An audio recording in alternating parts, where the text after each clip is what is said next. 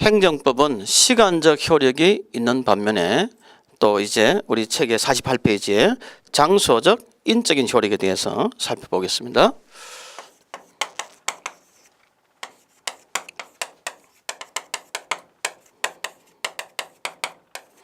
장소적 효력을 우리가 흔히 장소라는 제한된 공간이라고 쓰죠. 그러니까 한반도, 부속 도서, 우리나라의 선박, 항공기 이런 것들 전부 다 대한민국의 여러분 영토예요. 그러니까 대한민국 영토 안에서 이루어지는 행위에 대해서 우리 법이 적용된다, 그런 얘기 되겠죠.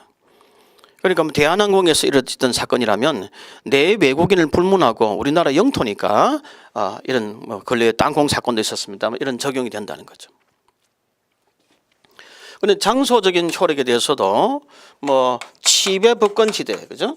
치외 법권 그런 지대의 경우에는 자연적으로 장소적인 적용에 제한을 받는 그런 것을 볼 수 있습니다. 외국의 대사관이나 이런 것들이 있습니다. 그런데 특별히 이 장소와 관련시켜서 우리가 조금 생각해야 될 점이 있는데, 조례,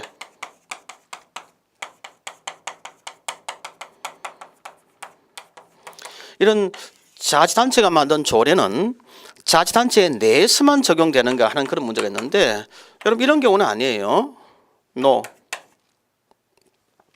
자치단체 바깥에까지도 여러분 효력이 미칠 수 있어요. 그런 경우 참 많잖아요, 그죠? 예를 들어서 규율을 만들면서 공공조합을 만들거나 이렇게 해가지고 5대 광역시가 서로 협의해서 협의체를 만들거나, 그럼 그런 경우에는 자연적으로 광역시 안에만 적용되는 게 아니라 5대 광역시 안에 다 적용되는 그런 문제가 생길 수 있다는 거죠. 그래서 이런 점들이 하나의 예외가 될 수도 있을 것입니다. 그 다음에 세 번째로는 인적인 효력입니다. 인적인 효력은 사람에 대한 효력이죠. 그러니까 대한민국 국민이라면 어느 지역에서도 다 우리 법에 적용을 받는다, 그런 얘기들이 인적인 것이고, 일반 법에서는 장소적인 것을 속지주의라면 인적인 효력을 우리가 속인주의다, 여러분 그렇게 이제 표현할 수도 있어요. 달나라 가서도 우리나라 사람이라면 우리나라 법에 의해서 적용을 받는다, 그런 얘기할 수 있죠. 그러나 이런 인적인 효력에 관련시켜서 보면 이 소파와 같은 것이 있죠. 주둔군 지배에 관한 협정에 의해서 한미 행정협정에 의해 가지고 미국의 그런 군인들에 대해서는 우리나라의 법이 적용을 배제가 되는 경우도 있죠.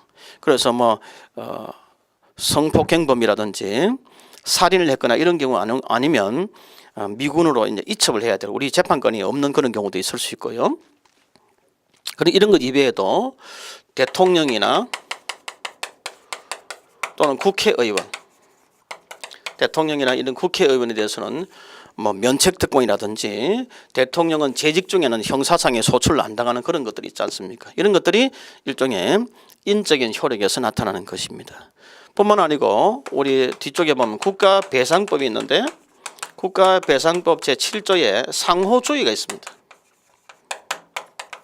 상호주의가 있어가지고 우리나라에 있는 미국 사람들에 대해서 국가 배상을 인정할 것인가 말 것인가 하는 것은 미국에서 우리나라 사람들이 미국의 그 어떤 국가의 공행정 작용을 통해서 손해를 봤을 때 국가 배상이 가능하면 우리도 상호주의 차원에서 인정해 줄게 하고 서로 협상을 이렇게 체결할 수도 있습니다.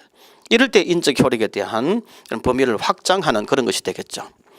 자, 이런 문제와 관련해서 별로 중요하지는 않지만 외국인 토지 소유법이라는 게 있습니다.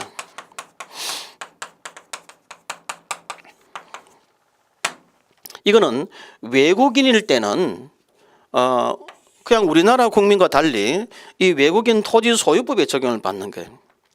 그러므로 이런 경우 어떻게 했느냐? 재외 국민인 경우, 재외 국민은 엄격히 말하면 외국인이 아닌 거예요. 그죠? 외국인이 아니기 때문에 따라서 대한민국의 국민으로서 이런 재산을 취득하는 그런 방식과 같은 맥락에서 취급되어야 되는 겁니다.